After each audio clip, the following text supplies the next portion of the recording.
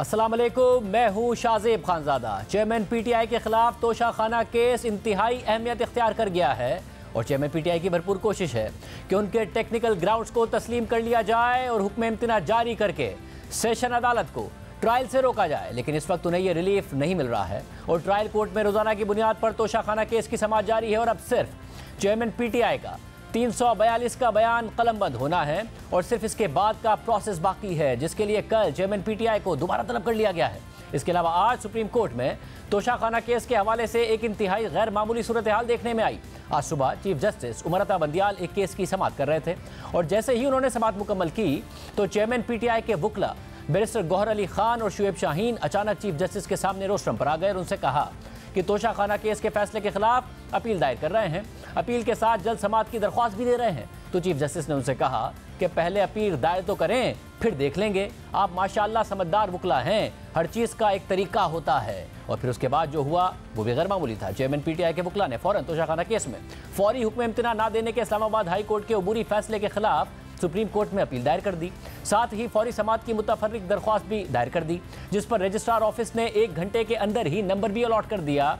और यह भी इंतहाई गैर मामूली था क्योंकि सुप्रीम कोर्ट आमतौर पर ऐसी दरख्वास्तों पर समाअत से गुरेज करती है या एतराज़ात लगा देती है जो हाई कोर्ट में ज़ेर समाअत हो और उन पर हतमी फैसला ना हुआ हो। जबकि तोशाखाना केस में चेयरमैन पीटीआई की दरख्वास्त पर नंबर अलॉट होना इस लिहाज से भी दिलचस्प है कि कुछ दिन पहले ही इसी नौयत की दरख्वास्तों को सुप्रीम कोर्ट के 2 रुकनी बेंच ने निपटा दिया था और मामला वापस इस्लामाबाद हाई कोर्ट पर छोड़ दिया था। फिर इसके बाद इस्लामाबाद हाई कोर्ट ये दरख्वास्तें सुन रही है और अगली समाअत 3 अगस्त को होनी है। लेकिन इसके बावजूद सुप्रीम कोर्ट ने तोशाखाना से मुतालिक दरख्वास्त पर आज बगैर कोई एतराज़ लगाए नंबर अलॉट कर दिया है। इस दरख्वास्त में मौक़िफ़ इख्तियार किया गया है कि इस्लामाबाद हाई कोर्ट से हतमी फैसला आने तक तोशाखाना केस का ट्रायल नहीं चल सकता। इस्लामाबाद हाई कोर्ट ने ट्रायल को कार्रवाई से नहीं रोका। अगर ट्रायल मुकम्मल हो गया तो हाई कोर्ट में अपील गैर मौसर हो जाएगी।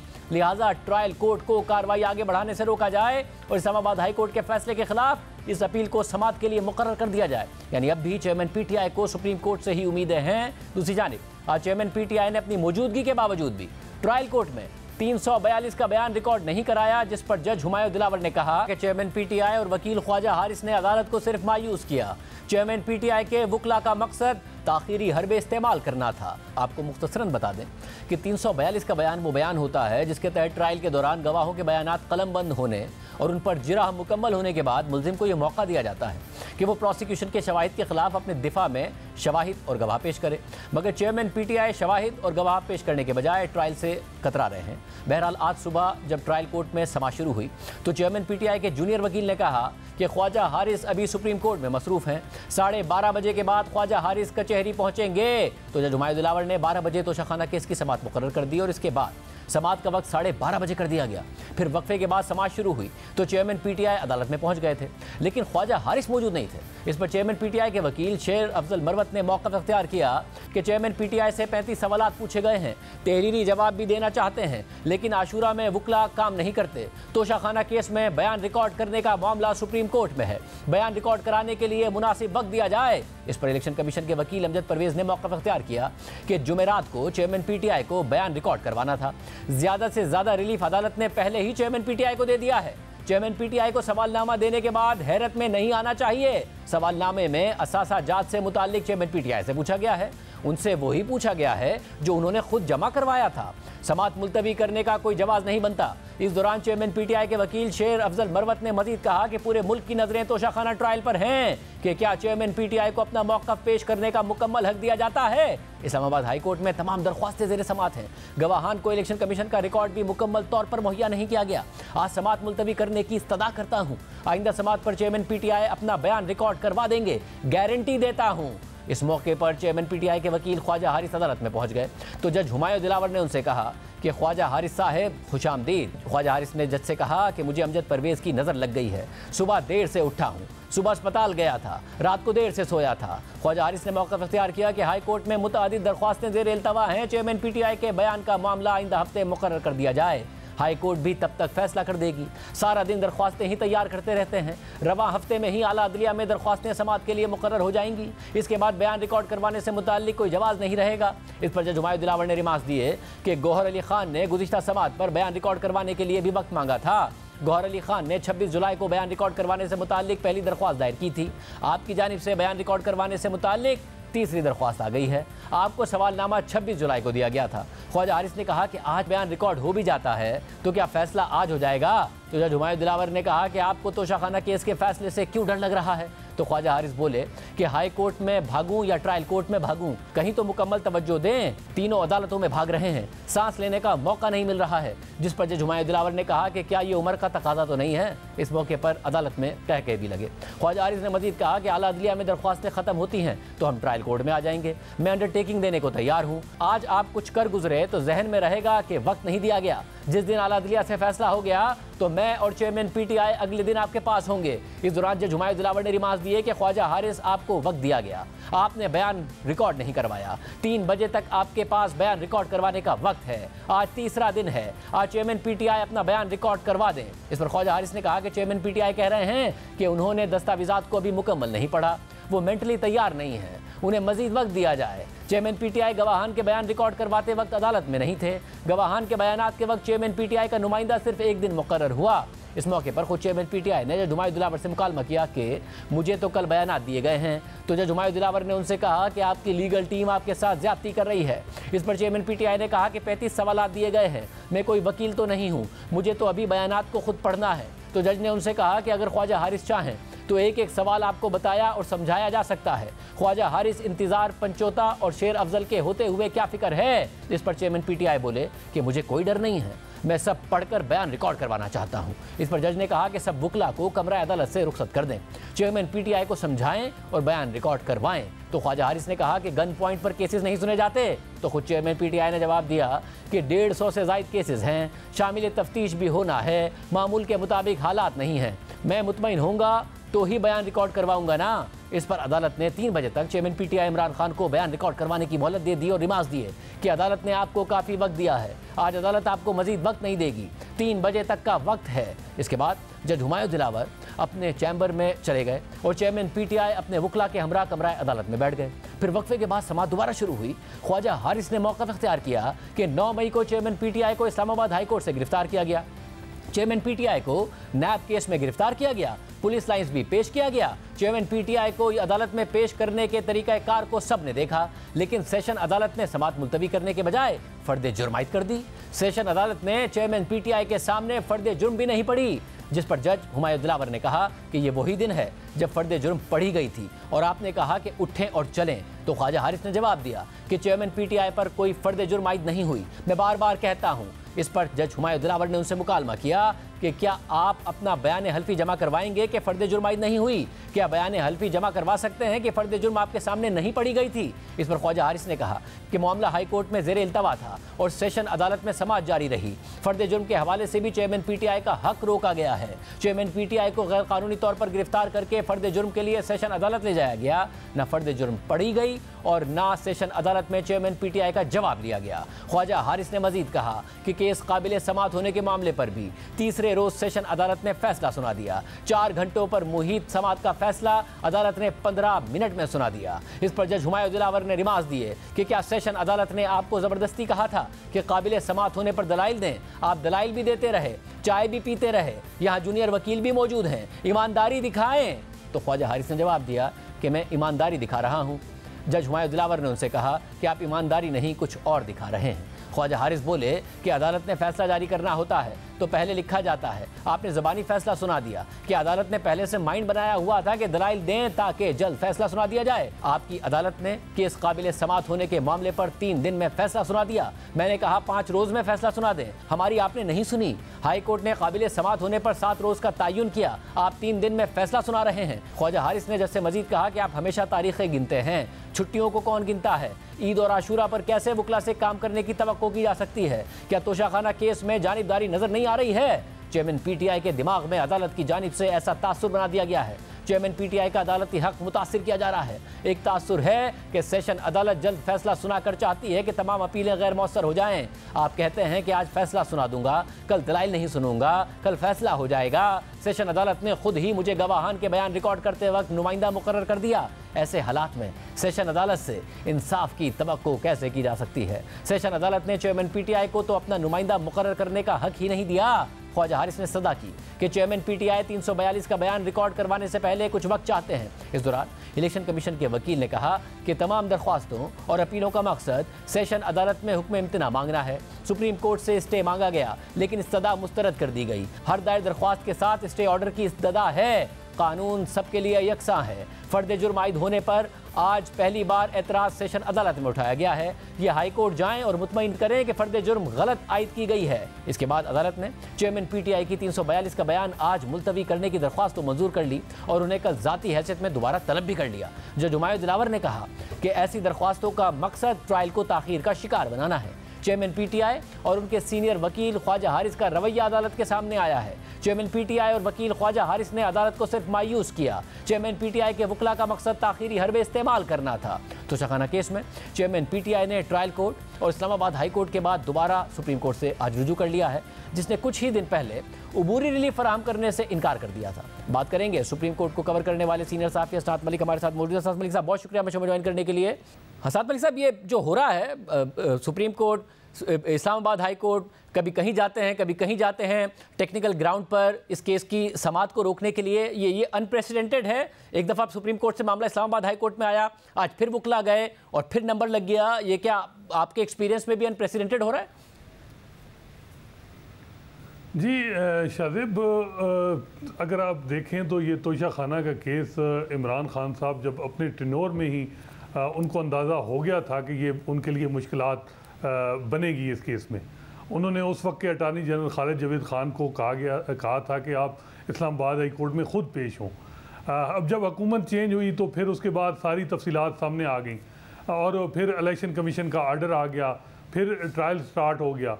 तो ट्रायल शुरू में सुस्त रवि का शिकार भी रहा, लेकिन ये एक खौफ रहा है इमरान साहब को और इसी वजह से बताया जा रहा है कि जो इलेक्शन जल्दी कराने के हवाले से इमरान खान का मुतालबा था, वो वजह ये थी कि तोशा खाना का ट्रायल कंप्लीट ना हो।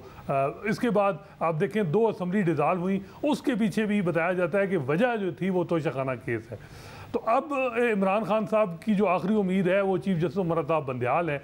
उनको अंदाज़ा है कि उनका जो केस है वो मेरिट पे कमज़ोर है, अखलाकी तौर पे भी कमज़ोर है, लेकिन टेक्निकल बुनियाद पे जुरिडिक्शन के मामले में वो चाहते हैं कि जो मामला इस्लामाबाद हाई कोर्ट में जल्दी डिसाइड हो ताकि चीफ जस्टिस उमर अता बंदयाल के ही टेन्योर में उसका फैसला हो। Chief justice Islamabad high court को अंडर प्रेशर रखने के लिए बार बार सुप्रीम कोर्ट जाया जाता है, लंबा उसकी पूरी एक चार्जशीट दी जाती है ताकि वो ज़रा अंडर प्रेशर हों, लेकिन अभी तक उनकी वो ये तरतीब जो है या तरकीब उस तरह कारमंद साबित नहीं हो रही। सुप्रीम कोर्ट में जहाँ तक मामला है वहाँ भी उनकी केस में नंबर तो लग गया है, लेकिन अभी बेंच नहीं बना। मे भी अर्ली हियरिंग की दरख्वास्त है, कल लग जाए परसों, क्योंकि पुरुमीद बहुत है पीटीआई इमरान खान की लीगल टीम कि सुप्रीम कोर्ट मामला टेकअप कर लेगी, लेकिन बेंच कौन सा होगा, क्योंकि सुप्रीम कोर्ट में बेंच से ही अंदाज़ा हो जाता है कि फ़ैसला क्या होना है।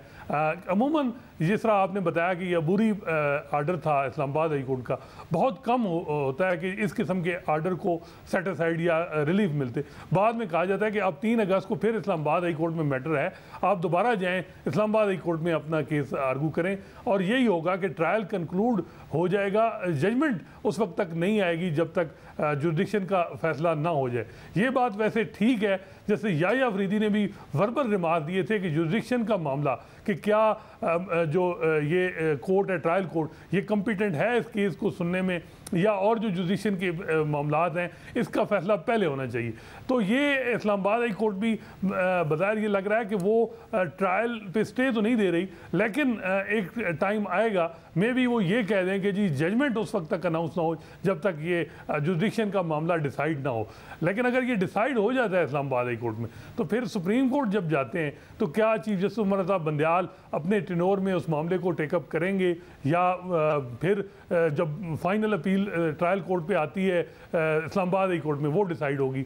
लेकिन जो अब लग रहा है कि सारी उम्मीदें इस वक्त उनकी इमरान खान की वो चीफ जस्टिस उमर अता बंदयाल पे है कि वो उनके टेन्योर में ही मामला तोशा खाना का सुप्रीम कोर्ट में आए और जुरिडिक्शन ग्राउंड पे उनको रिलीफ मिल जाए। जो बज़ाहिर मुश्किल लग रहा है, क्योंकि मगर मुश्किल क्यों लग रहा है? क्योंकि जब पिछली दफ़ा ये मामला आया तो बेंच बनाया जस्टिस याया अफरीदी और जस्टिस मुसरत हिलाली साहिबा पर, और ये वो मौका था कि मैं आप समेत मुख्तलिफ कोर्ट रिपोर्टर्स की राय भी देख रहा था कि आप कह रहे थे कि इस दफ़ा ज़रा प्रिडिक्ट करना मुश्किल है क्योंकि बाय द बुक चलने वाले जजेस हैं, हम ख्याल वाला मामला नहीं है। तो उसकी बुनियाद पर कह रहे हैं कि मुश्किल लग रहा है कि शायद दोबारा एक ऐसा बेंच बने जिसके लिए बड़ा मुश्किल हो कि क्या प्रिडिक्ट करना कि क्या फैसला आएगा।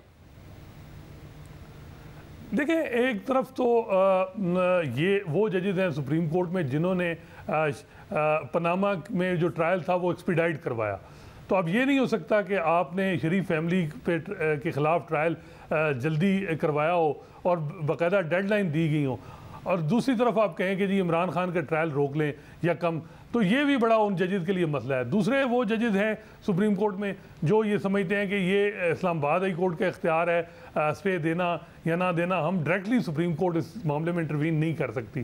ताहम ये ख्वाजा हारिस साहब कह रहे हैं कि आर्टिकल 187 के तहत सुप्रीम कोर्ट के पास कंप्लीट जस्टिस का इख्तियार है, वो बज़ाहिर अभी तक तो ये लग रहा है कि ना हो उनको रिलीफ मिले, लेकिन चीफ जस्टिस अपने टेन्योर में हो सकता है कि वो इस मामले को उठाएं। एक और मामला है कि अगर जो है वो नवाज शरीफ को भी रिलीफ देने हैं, उनको भी इलेक्शन में एहल कराना है, तो फिर मे भी इमरान खान को भी रिलीफ मिले, क्योंकि ये अल्टीमेट जो पॉलिटिकल केसेस होते हैं इनको आप सिर्फ लीगल प्लेन लीगल ग्राउंड पे ही नहीं देखते, और भी फैक्टर होते हैं जो बड़े उसमें वो बड़े इंपॉर्टेंट होते हैं। तो देखें, अब जो है वो एक तरफ से आप इमरान खान को आप लकी समझें कि अभी भी उनको सुप्रीम कोर्ट से उम्मीद है, अनलाइक अगर पनामा में आप अगर इसको कंपेयर करें तो सुप्रीम कोर्ट खुद जो है वो पार्टी बन गई थी कि जल्दी ट्रायल को कंक्लूड करें। तो अब देखें, बज़ाहिर जो है वो चीफ जस्टिस साहब के लिए भी मुश्किल है कि वो इमरान खान को टेक्निकल बुनियादों पे बड़ा कोई रिलीफ दे दें। बहुत शुक्रिया असाद मलिक साहब की राय आपने सुनी। दूसरी तरफ एक तरफ ये मामला चल रहा है तो दूसरी तरफ हुकूमत ऐसा लगता है किसी जल्दी में है कि किसी भी तरीके से तहरीक इंसाफ पर पाबंदी लगे। बात करेंगे इस पर एक ब्रेक के बाद।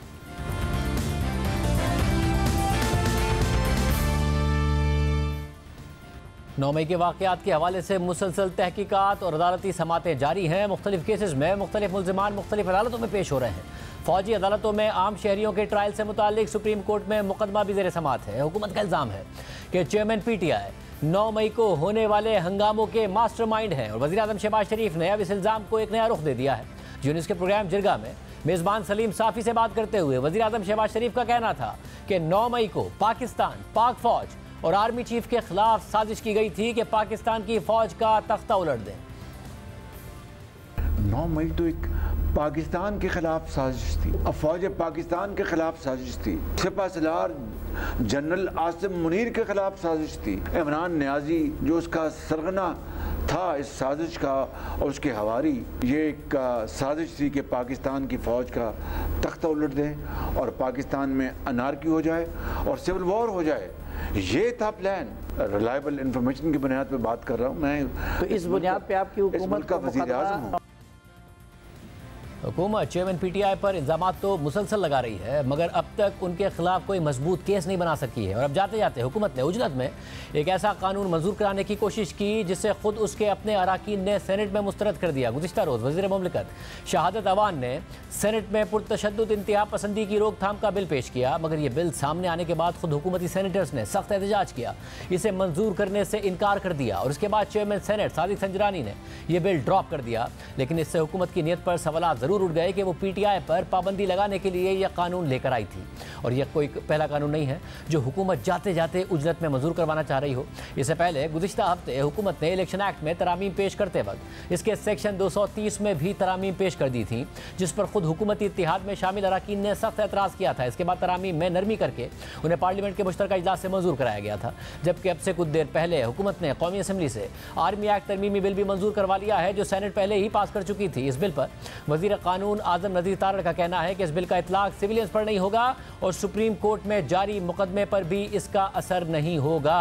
हुकूमत के जाने में अब सिर्फ 12 दिन रह गए हैं, लेकिन अब तक ना तो कौमी असम्बली तहलील होने की तारीख सामने आई है और ना ही निगरां वज़ीर आज़म का कोई नाम सामने आया है। मगर पीपल्स पार्टी ने इस बात की तस्दीक कर दी है कि निगरां वज़ीर आज़म के लिए 5 नाम उन्हें मिल गए हैं, लेकिन ये 5 अफराद कौन हैं, इस हवाले से अभी तक कुछ सामने नहीं आया है। और जितनी तेज़ी से कानून साजी हो रही है, उस हवाले से भी मुसलसल ये सवाल उठ रहे हैं कि क्या निगरान सेटअप एक तवील अरसे के लिए आएगा। वज़ीर कानून आज़म रज़ी तारड़ साहब हमारे साथ मौजूद हैं। तारड़ साहब, बहुत शुक्रिया हमें ज्वाइन करने के लिए।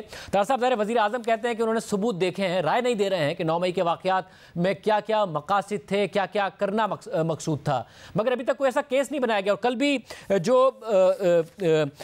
वायलेंट एक्सट्रीमिज्म बिल 2023 मुतारिफ कराया गया था, जिसमें लफ्ज़ पॉलिटिकल भी डाला गया, जिस पर खुद आपके अपने सेनेटर्स ने एतराज़ उठाया कि जी ये बाद में आके हमें भी हॉन्ट करेगा, और फिर उसको चेयरमैन सेनेट को ड्रॉप करना पड़ा। इस बारे में भी कहा गया कि पीटीआई को टारगेट करने के लिए किया गया। सबूत है तो ये सब क्यों कर रहे हैं? जी बहुत शुक्रिया शाहज़ेब साहब। पहले तो मैं ज़रा वजाहत कर दूं जो कल सेनेट में हुआ है। ऑल दो मैं कल लाहौर में था, प्राइम मिनिस्टर साहब ने कोई मीटिंग्स रखी हुई थी, मैं नहीं था, लेकिन मैं एक वजाहत कर दूं कि ये बिल मौजूदा हुकूमत के टाइम पे ना तैयार हुआ, ना इसकी अप्रूवल्स हुई। ये आज से कोई तकरीबन 2 साल पहले पीटीआई के दौरे हुकूमत में जब FATF के हवाले से लेजिस्लेशन तैयार हो रही थी, ये बिल भी किया गया तैयार और ये बिल की अप्रूवल हुई, लेकिन ये ले ना किया गया असेंबली में। अब क्योंकि मुद्दत ख़त्म हो रही है असेंबली की, तो वो महकमे अपने अपने जो पेंडिंग बिल्स है वो निकलवा रहे थे कि जी ये भी वहाँ पे पड़ा है, इसे किया जाए। अनफॉर्चुनेटली उस दिन क्योंकि वज़ीर दाखिला भी नहीं थे, और जब मुतलका वज़ीर नहीं होते तो फिर एक रवायतन है रस्मन वो बिल क्योंकि सिर्फ ले हुआ था और वो कमेटी में जाना था, तो उस बिल को शहादत अवान साहब ने बतौर वज़ीर कानून के बराए मुमलिकत उन्होंने पेश कर दिया। लेकिन हाउस की सेंस के बाद फिर उन्होंने ही कहा चेयरमैन सेनेट को कि आप इस बिल को ड्रॉप कर दें, और वो बिल जो है वो अब कानून साजी के लिए नहीं भेजा जा रहा। सब अगर मुशावरत क्यों नहीं की गई, क्योंकि राना सनाउल्लाह साहब के दस्तखत भी मौजूद हैं। कल वो शहजाद इकबाल साहब के प्रोग्राम में आके इस बिल का दिफा भी करते नजर आ रहे थे। तो यानी कि हुकूमत तो चाहती थी कि ये किसी तरीके से मंजूर हो जाए, मगर खुद हुकूमती सेनेटर्स ने इसकी मुखालफत की, सिर्फ अपोजिशन ने नहीं। मैं शाहज़ेब भाई आपको बताऊं, मैं तो उस वक्त जब ये ख़बर निकली, मैं प्राइम मिनिस्टर साहब के साथ एक मीटिंग में था, मुझे वहीं पे पैगाम आया कि ये इस तरह से एक बिल था, और प्राइम मिनिस्टर साहब ने भी कहा कि नहीं बिल्कुल इस तरह की कानून साजी उजलत में ना की जाए, और इसे आप कहें उन्हें कि ये उसको प्रेस ना करे। वैसे तो वो जाता कमेटी में, कमेटी उसे एग्ज़ामिन कर लेती, ऐसी बात नहीं थी, लेकिन मैंने आपको जो बताया कि ये बिल बिल्कुल तहरीक इंसाफ को दीवार से लगाने के लिए नहीं बनाया गया। मैं ऑन रिकॉर्ड आपसे पूरी तहकीक के बाद ये बात कर रहा हूँ कि इस बिल की एक एक शिक, कॉमा, फुल स्टॉप ये पाकिस्तान तहरीक इंसाफ के दौरे हुकूमत में तैयार किया गया। उसी दौर की CCLC है, उसी दौर की कैबिनेट अप्रूवल है, और ये FATF के हवाले से तैयार किया गया था। इस हुकूमत का इससे कोई ताल्लुक़ नहीं, और इसीलिए हमने इसको बाद में दोबारा पेश नहीं किया। और ये अब गवर्नमेंट का डिसीजन है कि ये बिल जो है ये पेश नहीं किया जाएगा। आने वाली हुकूमत इसको मुनासिब तरामीम के साथ करना चाहे तो वो कर लेगी। और तार साहब, जितनी तेज़ी से कानून साजियाँ हो रही हैं, ज़ाहिर एक पहलू तो ये जो आपने कहा कि जो पेंडिंग बिल्स हैं, क्योंकि असेंबली की मुद्दत पूरी हो रही है तो उन्हें क्लियर किया जा रहा है, मगर दूसरा एक जो खदशा पैदा हो रहा है वो ये कि एक असेंबली जा रही है और शायद दूसरी असेंबली 3 महीने के अंदर अंदर नहीं आ रही है, जिसकी वजह से ये सब हो रहा है, और निगरान सेटअप तवील मुद्दत के लिए आएगा, मार्च तक शायद इलेक्शन ना हो पाए। क्या इसलिए हो रहा है?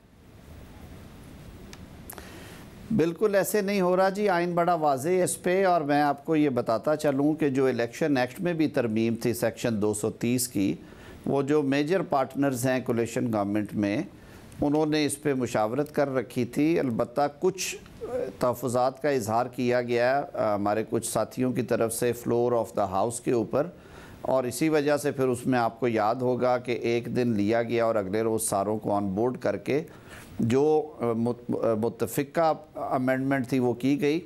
उसमें सबका कंसर्न ये था कि पाकिस्तान एक मुश्किल तरीन मुआशी दौर से गुज़र रहा है, और बीच में 60 या 90 रोज़ की इंटरिम गवर्नमेंट आ रही है। इंटरिम गवर्नमेंट नॉर्मली, हालांकि उनके जो ऑलरेडी एग्जिस्टिंग लॉज में गुंजाइश है कि वो इस तरह के इमरजेंट मैटर्स में, इमरजेंसी में डिसीजंस कर सकते हैं, लेकिन वहाँ पे अमूमन उनकी तरफ से लथार्जी आड़े आती थी। मैं लफ्ज़ ठीक नहीं इस्तेमाल कर रहा, लथार्जी तो नहीं, लेकिन वो बहुत एहतियात करते थे कि हम ना करें कहीं हम पे कोई बोझ ना आए। तो सिर्फ ये कहा गया है कि जो हमारी मल्टीलैटरल और बायलैटरल कमिटमेंट्स हैं इंटरनेशनल इदारों के साथ या हुकूमतों के साथ, या जो ऑनगोइंग प्रोजेक्ट्स हैं बोर्ड ऑफ इन्वेस्टमेंट के बाहर से डॉलर्स आने हैं, हमने एक डील साइल की है, गवर्नमेंट ये करके चली गई, उसके कुछ हिस्से हैं जिन पे इम्प्लीमेंटेशन फेज़ वाइज होनी है, 15 दिन के बाद ये डॉक्यूमेंट होगा, महीने के बाद ये होगा, वो ना रुके। प्राइवेटाइजेशन में कईयों में प्रोसेस शुरू हो चुका है, वो उसका मेन डॉक्यूमेंट साइन हो चुका है। जैसे सैलाब से तबाहकारियों के बाद रिकन्स्ट्रक्शन है, वर्ल्ड बैंक के 1-2 प्रोजेक्ट से एक $400 मिलियन का है, एक शायद उससे कम है, उनमें इन प्रिंसिपल अप्रूवल्स हो चुकी हैं, लेकिन उनकी रिलीज़ से पहले गवर्नमेंट ने एक एग्रीमेंट करना होता है। तो ये सारी बातें सामने रख के किया गया कि वो 3 महीने अगर उसमें आपके गुजर जाते हैं, फिर चीज़ों को रिलीज़ होते हुए 2 माह, तो हमें तो डे टू डे बेसिस पे ज़रूरत है ना। तो सिर्फ इतनी वजाहत की गई है, उससे कोई शुबात नहीं होने चाहिए। सब ने बैठ के उसको दुरुस्त किया और फिर उसको पास कर लिया गया।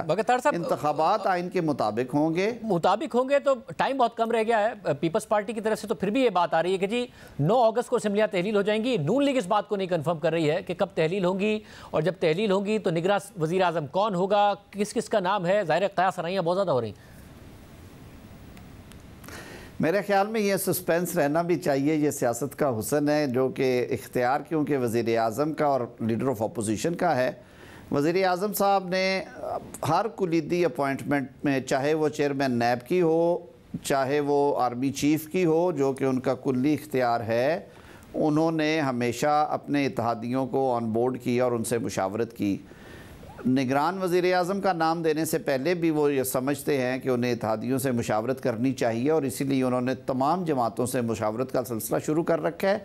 अब जाहिर है अगर कोई वहाँ पर डिस्कशंस होती हैं तो एक एंग्जाइटी भी है, एक ह्यूमन नेचर भी है कि आपका जी करता है कि वो नाम बाहर आएँ।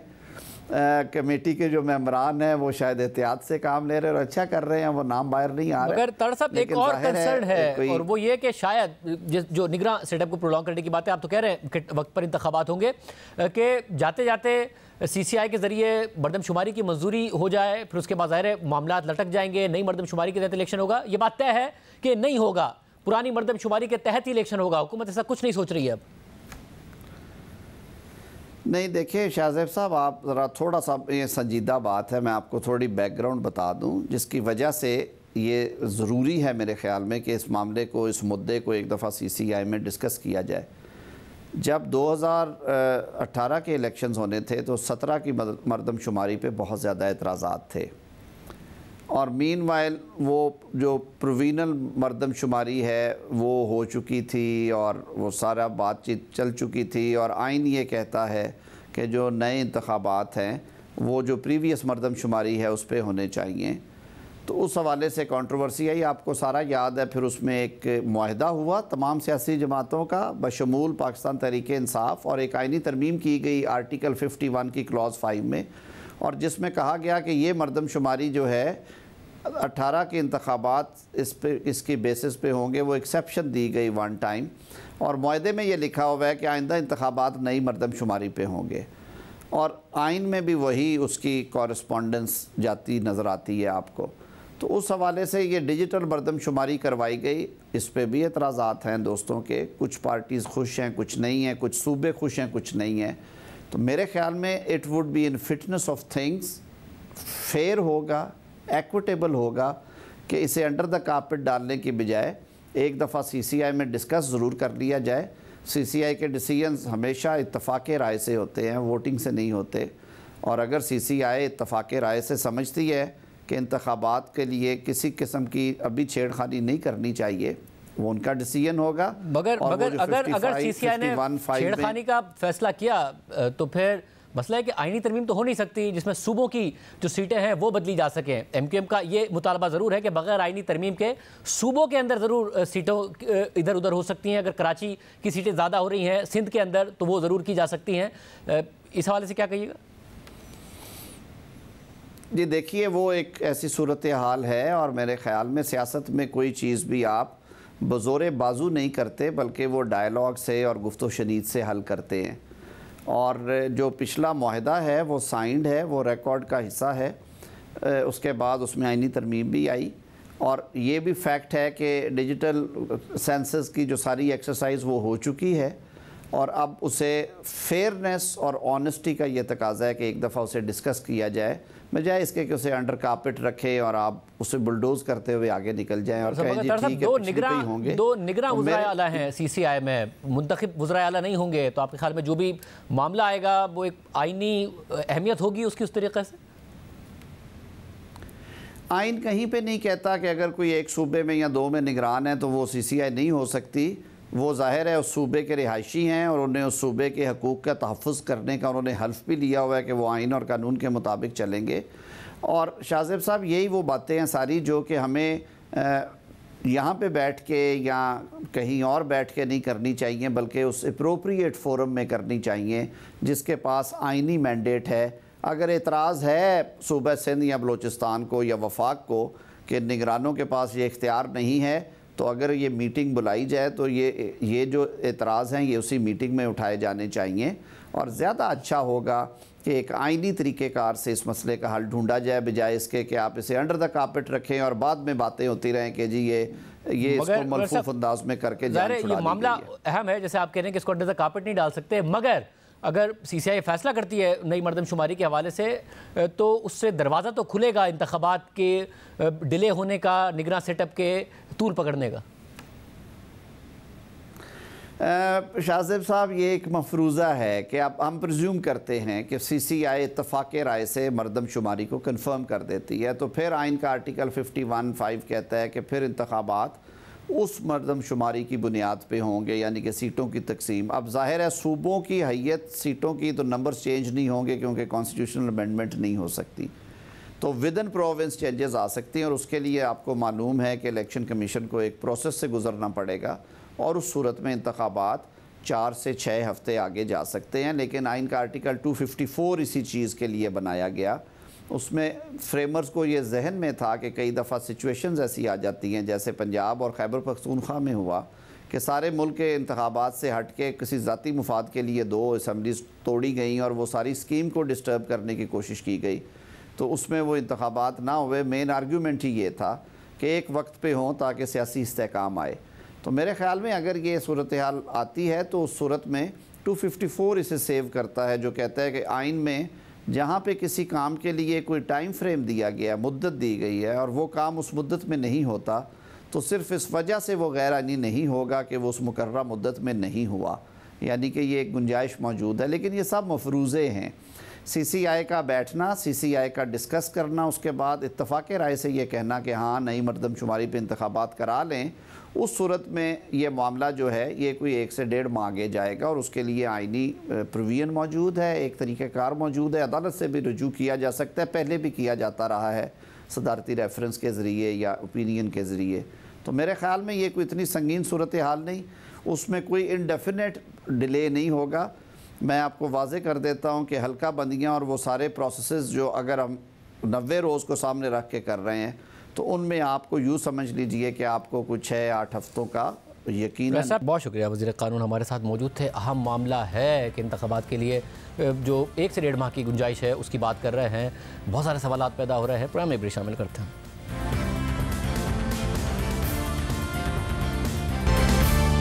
7 दिन हो गए हैं इस्लामाबाद के सिविल जज आसिम हफीज़ के घर मुबैना तशद्दुद से ज़ख्मी 14 साला घरेलू मुलाजमा रिजवाना लाहौर के जनरल अस्पताल में ज़ेर इलाज हैं, मगर डॉक्टर्स के मुताबिक बच्ची की हालत बदस्तूर तशवीशनाक है और डॉक्टर्स आइंदा चंद घंटे अहम करार दे रहे हैं। जिस अस्पताल में बच्ची का इलाज हो रहा है उसके प्रिंसिपल डॉक्टर अरफली जफर ने जियो न्यूज़ से बात करते हुए कहा है कि 2 दिन रिजवाना के लिए अहम है। बच्ची की तबीयत कभी ठीक हो जाती है और कभी ख़राब हो जाती है। तबीयत बिगड़ने पर रिजवाना को ऑक्सीजन लगाना पड़ती है। रिजवाना के सर और कमर के जख्मों में बेहतरी आ रही है।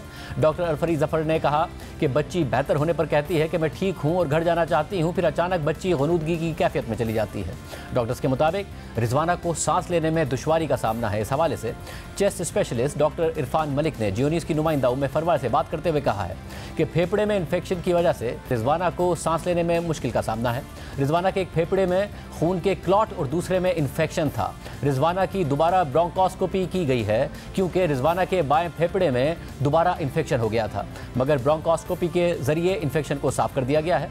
डॉक्टर इरफान मलिक के मुताबिक रिजवाना इंतहाई कमज़ोर हो चुकी है और उनमें मजीद ब्रोंकोस्कोपी कराने की हिम्मत नहीं है। इससे पहले रिजवाना की इब्तिदाई मेडिकल रिपोर्ट में यह बात सामने आ चुकी थी कि बच्ची के होंठ सूजे हुए हैं, जिस्म के मुतादिद हिस्से फ्रैक्चर्ड हैं, दोनों बाजुओं समेत बच्ची के पैर पर जख्म के निशानात हैं और बच्ची के सर समेत जिस्म पर 15 जगह चोटों के निशानात हैं और बच्ची के अंदरूनी आज़ा भी मुतासिर हुए हैं। और डॉक्टर्स ने कहा था कि रिजवाना की हालत देखकर ऐसा लगता है कि उसे नज़रअंदाज किया गया है, ज़ख्मी होने के बावजूद नज़रअंदाज किया गया है और उसे ठीक से खुराक भी नहीं दी गई है। इसके अलावा आज सिविल जज आसिम हफीज़ की अहलिया के खिलाफ दर्ज मुकदमे में इक़दाम कत्ल और जिस्म के बेशतर आज़ा की हड्डियों को तोड़ने की दफ़ात भी शामिल कर ली गई हैं, मगर सिविल जज आसिम हफीज़ की अहलिया को लाहौर हाई कोर्ट ने 1 अगस्त तक हिफाजती ज़मानत दी हुई है।